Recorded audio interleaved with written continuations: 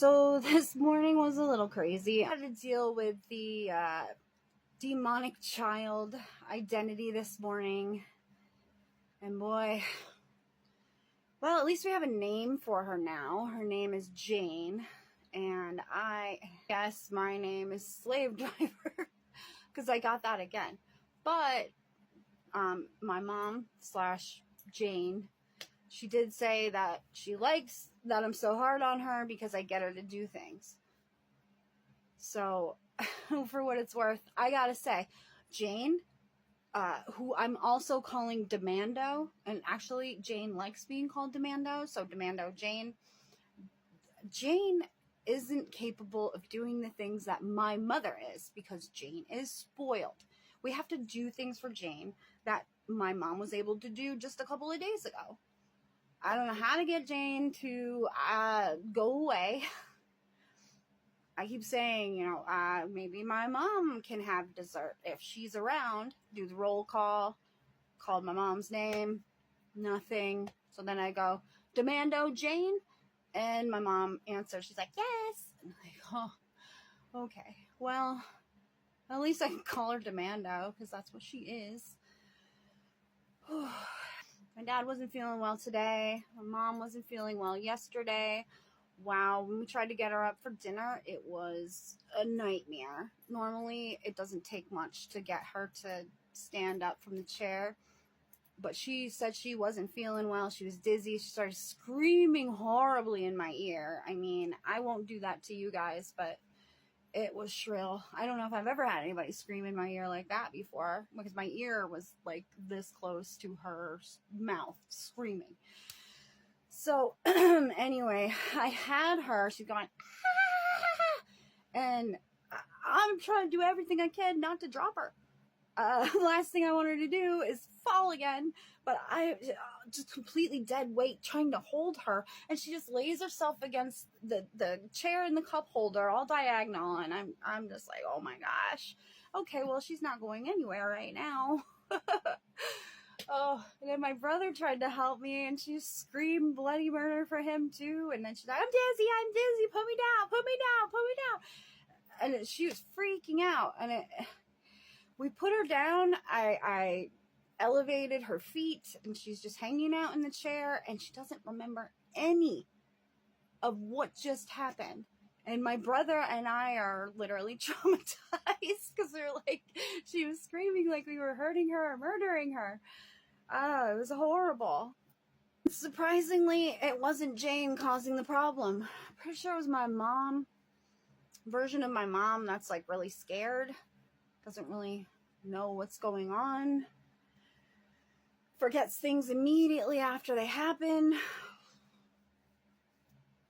And also makes it really difficult to do stuff. I mean, without the horrible screaming. And then today, I was helping her with her bathroom routine. Amazingly, the socks off, putting the socks on. That wasn't too hard for me to do that. She was pretty cooperative. Putting her underpants on. Pretty cooperative about that too. Also her pants, good about that. Came to putting a bra on her, oh dear Lord. I don't know if I've ever struggled to put a bra on myself like that, let alone somebody else. Boy, have you ever put a bra on someone else? It is hard. Where do you put your arms through the straps, right? If you're putting it on someone else. We kept ending up with like side boob here and the straps over here, and she was just not cooperating. I'm like, lift your arm, lift it higher, lift it. And she'd do the opposite of that, which is just, squeeze her arms. And I love my mom. She's very entertaining. But Jane, she is annoying. Demando Jane is annoying. Her screams are different than my mom's terrified screams last night. How do I even do them? You're like, you're hurting me. The water is hot. It's hot. You're not very smart, are you? Smart. Yeah. She's like, oh dear. Remember what I said about the Rhode Island accent? There it is. And I even try to make her aware of it by telling her, oh, hey, Grandpa used to speak like that. And then she was kind of with that. She's like, oh, yeah. And then he used to say that to Megan. And then Grandma got all upset. And this. I was like, why would grandma get jealous about grandpa saying hello dear to his granddaughter? And she goes, what were we talking about? Like, oh, that didn't make sense to you either, did it?